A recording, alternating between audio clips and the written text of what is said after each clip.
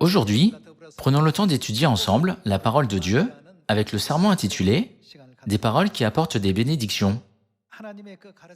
Nous pouvons trouver de nombreux enseignements de Dieu dans la Bible qui nous montrent à quel point le peuple de Dieu est différent des gens du monde. Une différence claire entre ces deux groupes de personnes est les paroles qu'ils disent. C'est pourquoi Dieu dit à son peuple « Dites toujours des paroles qui peuvent apporter des bénédictions ». Ésaü est une personne représentative qui a dit des paroles qui lui ont fait perdre sa bénédiction. Lorsqu'il a poussé de forts cris, plein d'amertume, et a dit à son père « Laisse-moi reprendre mes bénédictions », son père a répondu « J'ai donné toutes les bénédictions à Jacob, ton frère. » Puis il a dit « Père, n'as-tu point réservé de bénédiction pour moi ?» Puis son père a dit « Il n'y a plus de bénédiction pour toi. » Par conséquent, en termes simples, ceux qui disent des paroles avec foi sont des gens qui savent dire des paroles qui apportent des bénédictions. Au commencement, lorsque Dieu a dit que la lumière soit, que s'est-il passé ensuite? N'y avait-il pas de lumière? Les gens disent que les paroles ont un pouvoir incroyable. Même lorsque quelque chose de bouleversant se produit dans votre maison, essayez de retenir votre langue. Essayez de prendre une minute pour réfléchir à ce qui vient de se passer, puis répondez en disant ce que vous avez à dire. Je crois que cela apportera un meilleur résultat. Les gens disent qu'une fois que les paroles sont prononcées, elles ne disparaissent pas. Nous pouvons penser que les paroles que nous disons disparaissent parce qu'elles ne sont pas visibles et qu'elles ne sont pas enregistrées. Cependant, les gens disent qu'elles existent encore quelque part. C'est le principe d'un appareil d'enregistrement. Bien que les paroles soient invisibles à l'œil nu, elles peuvent être enregistrées. Une fois que les paroles sont enregistrées, peu importe le nombre d'années qui se sont écoulées, depuis que quelqu'un a dit ces paroles, elles peuvent être écoutées de nouveau à l'avenir. Par conséquent, nous ne devons pas dire des paroles négligemment dans notre vie quotidienne. La Bible nous enseigne qu'en tant que chrétiens, nous ne devons dire que des paroles qui peuvent apporter des bénédictions tout en vivant une vie de foi. Nous devons dire des choses qui nous apporteront des bénédictions. Nous ne devons pas dire négligemment des choses qui nous apporteront des châtiments et des malédictions, n'est-ce pas? Ouvrons Jacques, chapitre 1. Dans Jacques, chapitre 1, verset 19, il est écrit « Sachez-le, mes frères bien-aimés, ainsi que tout homme soit prompt à faire quoi? À écouter. Cela veut dire que nous devons prêter l'oreille à ce que les autres disent. Que tout homme soit prompt à écouter, lent à faire quoi? À parler. Nous devons y penser au moins 10 ou 20 fois pour savoir si les paroles que nous sommes sur le point de dire nous apporteront des regrets ou non. Ainsi, que tout homme soit prompt à écouter, lent à parler, lent à faire quoi? À se mettre en colère. Si vous exprimez votre colère, il ne servira à rien de regretter ce que vous avez déjà dit. C'est parce que la personne à qui vous avez exprimé votre colère est déjà blessée. Même si vous revenez en arrière et vous vous excusez en disant « Je suis vraiment désolé pour tout à l'heure, pardonne-moi s'il te plaît » et que vous êtes pardonné, la blessure ne peut pas complètement disparaître, mais elle reste comme une cicatrice. C'est pourquoi la Bible nous avertit « Soyez lents à vous mettre en colère ». Il est impossible de ne pas être dans une situation qui nous mette en colère pendant toute notre vie. Lorsque les gens autour de nous n'agissent pas selon notre volonté, nos pensées et nos désirs, et que les situations autour de nous ne sont pas comme nous le souhaitons, nous nous sentons mal à l'aise et avons des pensées désagréables. Frères et sœurs, chaque fois que nous sommes dans ce genre de situation, nous ne devons pas oublier que cette terre est une prison spirituelle. C'est un endroit où tout nous met mal à l'aise. Cette situation-ci et cette situation-là nous mettent également mal à l'aise. N'est-ce pas la raison pour laquelle nous devons aller au royaume des cieux, où il n'y a rien qui nous fasse nous sentir fâchés, désagréables et mal à l'aise? Nous, le peuple céleste, devons vivre selon les enseignements de Dieu, même si nous vivons sur une planète si inconfortable. Lisons le verset 20. Car la colère de l'homme n'accomplit pas la justice de Dieu. Environ 10 ou 20 minutes plus tard, nous avons tous tendance à regretter, en pensant « je n'aurais pas dû me mettre en colère ». Cependant, quand nous sommes de nouveau confrontés à une situation similaire, nous répétons les mêmes paroles encore et encore. Dieu, qui a vu la fin dès le commencement, sait que nous faisons cela.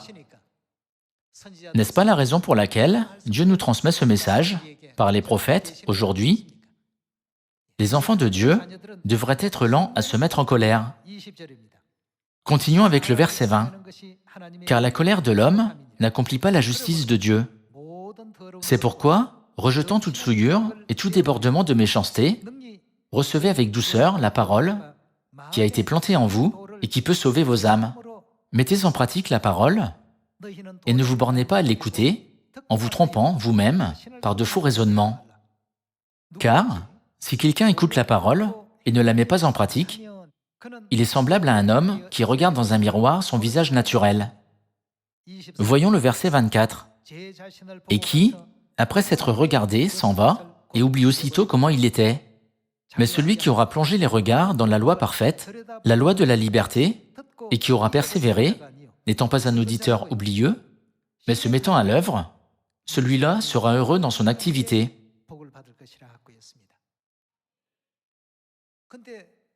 Cependant, il semble que certains membres pensent à tort qu'ils doivent se faire baptiser et observer seulement le jour du sabbat et la Pâque, mais ils prennent à la légère des leçons de morale, comme celle-ci, en pensant que nous n'avons pas à suivre ces enseignements. Cependant, il est écrit, si quelqu'un écoute la parole de Dieu et ne la met pas en pratique, il est semblable à un homme qui regarde dans un miroir son visage naturel et qui, après s'être regardé, s'en va et oublie aussitôt comment il était. Mais celui qui aura plongé les regards dans la loi parfaite, la loi de la liberté, et qui aura persévéré, n'étant pas un auditeur oublieux, mais se mettant à l'œuvre, celui-là sera heureux dans son activité. Nous devons mettre la parole de Dieu en pratique. Par conséquent, nous devons également mettre en pratique les enseignements de Dieu sur la façon dont nous parlons, que nous apprenons aujourd'hui. Passons à l'épître de Jacques, chapitre 3. Chapitre 3, verset 1, il est écrit « Mes frères, qu'il n'y ait pas parmi vous un grand nombre de personnes qui se mettent à enseigner, car vous savez que nous serons jugés plus sévèrement. Nous bronchons tous de plusieurs manières. Si quelqu'un ne bronche point en parole, c'est un homme parfait, capable de tenir tout son corps en bride. Si nous mettons le mors dans la bouche des chevaux pour qu'ils nous obéissent, nous dirigeons ainsi leur corps tout entier. Voici, même les navires, qui sont si grands et que poussent des vents impétueux, sont dirigés par un très petit gouvernail au gré du pilote. De même, la langue est un petit membre et elle se vante de grandes choses. Voyez comme un petit feu peut embraser une grande forêt. La langue aussi est un feu. C'est le monde de l'iniquité. La langue est placée parmi nos membres, souillant tout le corps et enflammant le cours de la vie, étant elle-même enflammée par la géhenne. Ici aussi, Dieu ne nous dit-il pas par la Bible que nous devons faire attention à la façon dont nous utilisons notre langue? Nous devons réfléchir plusieurs fois avant de dire quelque chose. C'est parce que nous pouvons avoir beaucoup de regrets si nous disons quelque chose à la hâte sans y penser attentivement. Simplement parce que nous nous sentons blessés, en colère ou contrariés, nous ne devons pas exprimer ce que nous ressentons tout de suite sans réfléchir à ce que nous sommes sur le point de dire et sans le filtrer. Ouvrons Éphésiens chapitre 4. Verset 29, il est écrit « Qu'il ne sorte de votre bouche aucune parole mauvaise, mais, s'il y a lieu, quel genre de parole? Quelques bonnes paroles qui servent à l'édification et communiquent une grâce à ceux qui l'entendent. N'attristez pas le Saint-Esprit de Dieu, par lequel vous avez été scellés pour le jour de la rédemption, que toute amertume, toute animosité, toute colère, toute clameur, toute calomnie, et toute espèce de méchanceté disparaissent du milieu de vous. La Bible enseigne que nous devons faire disparaître toutes ces choses. Une parole mauvaise signifie toute parole qui est nuisible aux gens, et une bonne parole qui sert à l'édification signifie toute parole qui est bénéfique aux autres. Il vaut mieux que nous ne disions rien de nuisible. Cette terre, la prison spirituelle, où nous ne voulons pas vivre, n'est pas conçue pour que nous vivions comme nous le désirons. Comme tout est défavorable et gênant dans les prisons de ce monde, la prison de l'âme l'est également. Cependant, Dieu nous dit que nous, qui sommes les enfants célestes, ne devons pas agir comme les gens du monde, bien que nous vivions sur une planète si inconfortable. N'est-ce pas? Continuons avec le verset 31. Que toute amertume, toute animosité, toute colère, toute clameur, toute calomnie et toute espèce de méchanceté disparaissent du milieu de vous. Soyez, comment? Soyez bons les uns envers les autres, compatissants, vous pardonnant réciproquement, comme Dieu vous a pardonné en Christ. Par conséquent, afin de nous aider à dire seulement ce qui sert à l'édification des autres, Dieu nous dit de prêcher diligemment. Allons ensemble au royaume des cieux, recevons le salut, recevons le pardon des péchés, recevons la vie éternelle. Nous devons nous éloigner des mauvaises choses. Toutes ces paroles sont contenues dans l'enseignement de Dieu. Par conséquent, ne pourrons-nous pas édifier les autres en leur disant ces paroles? Par conséquent, j'espère que tous les enfants célestes pourront prêcher diligemment la parole de Dieu à leurs voisins et à tous ceux qu'ils rencontreront. Lisons Éphésiens, chapitre 5, verset 1. Devenez donc les imitateurs de Dieu, comme des enfants bien-aimés. Verset 2. Et marchez dans l'amour, à l'exemple de Christ, qui nous a aimés.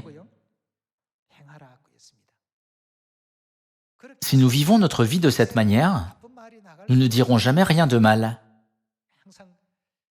Examinons toujours notre état spirituel. Si quelqu'un semble être gentil avec tout le monde, mais pas avec vous, pensez « Je mérite cela, puisque je suis un pécheur du ciel. Pourquoi devrais-je être servi ?» Si nous pensons toujours « Seigneur, je suis un pécheur », nous ne serons jamais déçus, quelle que soit la situation. L'un des enseignements de Mère est que l'arrogance est un sentiment de déception. Quand nous devenons arrogants, nous ressentons une déception. Cependant, nous devons penser « Seigneur, je suis un pécheur. Je suis reconnaissant pour le simple fait que je peux aller au royaume des cieux. J'assiste à la gloire de la Nouvelle Jérusalem, que même l'apôtre Jean ne pouvait pas oser regarder. Qui peut être plus béni que moi?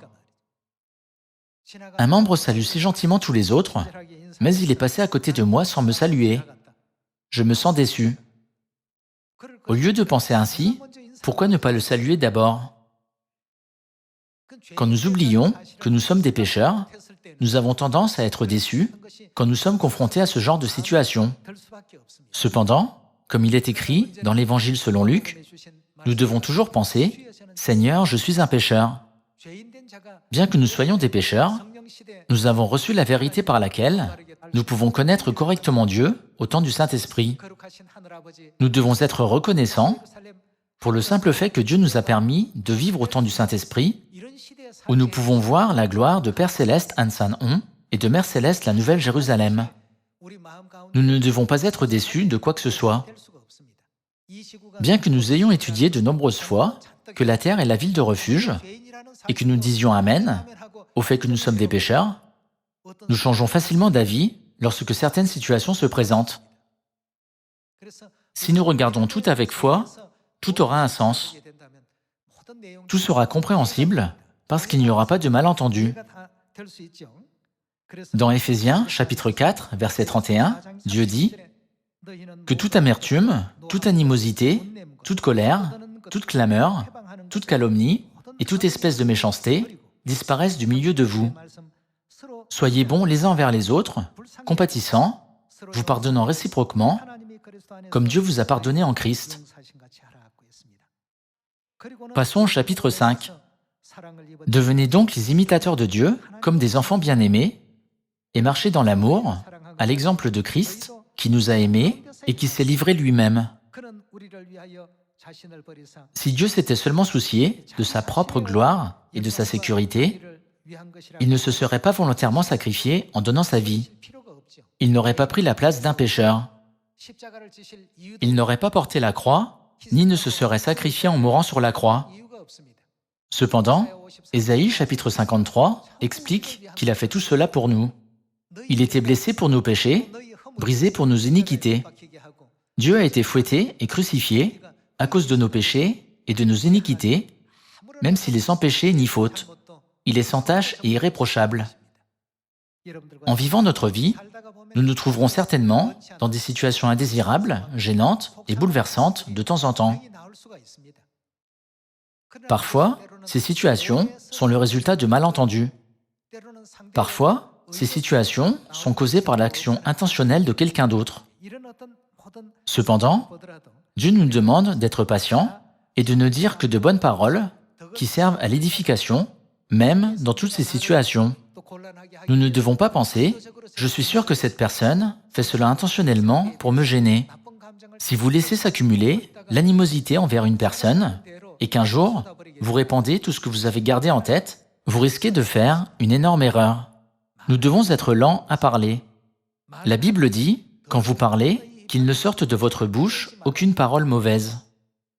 Puisque les paroles ont de la vitalité, dès qu'elles sortent de la bouche, elles deviennent des graines et continuent à pousser. Même si vous chuchotez, quand il n'y a personne autour de vous, gardons cela entre nous deux. Qui vous entendra? Il y a un proverbe coréen qui dit « Le rat écoute les paroles de la nuit et l'oiseau celles du jour ». Cela veut dire que même si personne ne semble écouter, quelqu'un est toujours à l'écoute. Donc, il y a un proverbe qui dit « Les murs ont des oreilles ». Nous devons faire attention à ce que nous disons. Même si vous parlez à quelqu'un dans un endroit privé où il n'y a personne, vous ne devez rien dire qui ne serve pas à l'édification des autres. Il vaudrait mieux ne rien dire du tout. C'est parce que nous serons jugés selon chaque parole que nous aurons dite. Voyons Matthieu, chapitre 12, verset 35. Verset 35, il est écrit « L'homme bon tire de bonnes choses, c'est-à-dire qu'il dit de bonnes paroles, de son bon trésor, et l'homme méchant tire de mauvaises choses, c'est-à-dire qu'il dit de mauvaises paroles, de son mauvais trésor. » Les bonnes personnes n'ont que des paroles gracieuses et bénies accumulées en elles, car elles ont été formées par les enseignements et les paroles de Dieu données dans la Bible. Bien que nous ne puissions pas savoir ce qu'il y a dans la tête de quelqu'un, nous pouvons le découvrir à travers les paroles qu'il dit. Dieu dit que l'homme bon tire de bonnes choses de son bon trésor et que l'homme méchant tire de mauvaises choses de son mauvais trésor. Continuons avec le verset 36. « Je vous le dis, au jour du jugement, les hommes, que feront-ils? Les hommes rendront compte de toute parole vaine qu'ils auront proférée. Car par tes paroles tu seras justifié, et par tes paroles tu seras condamné. » Jésus nous a clairement enseigné cette leçon. Par conséquent, qu'est-ce que Dieu nous demande toujours de faire? Soyez toujours joyeux. Soyez joyeux dans toutes les situations, quelles que soient les circonstances. Que dit la Bible que nous devons faire en toutes choses? Rendez grâce. Nous réaliserons finalement que Dieu laisse tout arriver pour nous bénir à la fin. Si rien de difficile ne nous arrive, nous ne pourrons pas distinguer le bien du mal. Cependant, afin de nous permettre de réaliser les bénédictions de Dieu, Dieu nous humilie parfois, nous fait souffrir de la faim et nous amène parfois à être dans le besoin. Qu'en aurait-il été si Dieu avait choisi seulement les gens les plus remarquables du monde comme ses enfants À mes yeux, tout le monde ici semble être la personne la plus remarquable du monde. Quelqu'un peut-il venir à cet endroit s'il n'est pas remarquable? Cependant, les gens dans le monde ont leurs propres normes pour savoir qui est remarquable. Mais leurs normes sont différentes des normes de Dieu. Tous ceux qui sont ici aujourd'hui aiment Dieu et peuvent changer grâce aux enseignements de Dieu. Cependant, il y a des gens qui ne sont pas autorisés à venir à cet endroit parce qu'ils ne peuvent pas changer, peu importe combien de fois Dieu leur a donné ces paroles gracieuses. C'est pourquoi Dieu ne les a pas invités ici. Dieu n'a pas ouvert leurs oreilles pour entendre. Dieu dit que nos yeux sont heureux parce qu'ils voient et que nos oreilles sont heureuses parce qu'elles entendent. Puisque Dieu nous a ouvert les yeux et les oreilles, nous avons pu venir à cet endroit, n'est-ce pas? Par conséquent, soyons ceux qui rendent grâce, gloire et louange éternelle à Dieu le Père et à Dieu la Mère. Dans Luc chapitre 23, le brigand, à la droite de Jésus, a dit quelque chose de complètement différent de ce que le brigand à la gauche de Jésus a dit. Le brigand à droite est un homme qui a dit la meilleure chose, tandis que tous les autres autour de Jésus le critiquaient et le blâmaient tous ensemble. Le brigand à droite ne s'est pas laissé influencer par la situation. À ce moment-là, Dieu lui a permis de reconnaître correctement Jésus. Il a dit, « Jésus, souviens-toi de moi quand tu viendras dans ton règne. » Puis Jésus a tout de suite donné une réponse gracieuse en disant, « Aujourd'hui, tu seras avec moi dans le paradis. » Combien Jésus a dû être heureux d'entendre de telles paroles gracieuses de foi, alors qu'il était dans une douleur atroce en versant son sang sur la croix. Ni vous ni moi ne devons perdre le temps que Dieu nous a donné dans ce monde physique qui est visible en marchant sur le chemin de la foi. Bien que notre vie sur cette terre puisse être fatigante, nous devons nous souvenir que Dieu a préparé notre avenir. Dieu a déjà désigné un bon pays appelé Canaan. Il a conçu cet endroit. Même si le chemin pour y arriver était un peu difficile, même si ce n'était pas un chemin calme, mais un chemin rocailleux, sous le soleil brûlant, il n'y avait pas lieu de se plaindre sur le chemin. Le monde de la grâce, où coule le lait et le miel, se déroulerait devant leurs yeux une fois qu'ils auraient terminé leur voyage. De la même manière, nous devons vivre avec espérance pour l'endroit que Dieu a préparé pour nous. Du point de vue spirituel, Canaan peut-il même être comparé au monde où nous allons?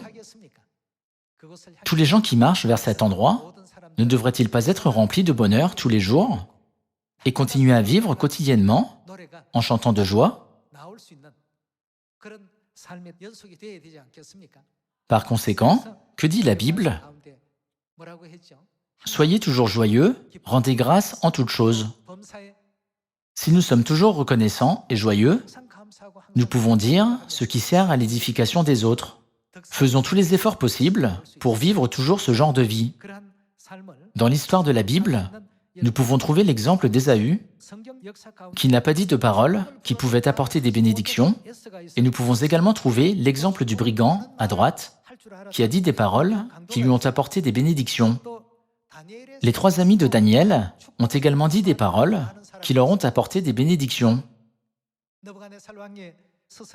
Bien que le roi Nebuchadnezzar ait menacé de les tuer, ils n'ont pas succombé, mais ils ont dit « Roi Nebuchadnezzar, nous ne nous prosternerons pas devant la statue que tu as élevée. Nous n'adorons pas d'autre Dieu, mais seulement le vrai Dieu. » Le roi est devenu furieux et a ordonné de chauffer la fournaise 7 fois plus que d'habitude. La flamme a tué les hommes qui y avaient jeté Shadrach, Meshach et Abednego, mais l'odeur du feu ne les a pas atteints et les cheveux n'ont pas été brûlés, même s'ils avaient été jetés dans la fournaise. Ils ont été sauvés de la fournaise parce que Dieu était avec eux. En suivant leur exemple, nous devons également être capables de dire des paroles qui peuvent nous apporter des bénédictions en cette époque. Voyons les écrits concernant cela dans Daniel chapitre 3, verset 16.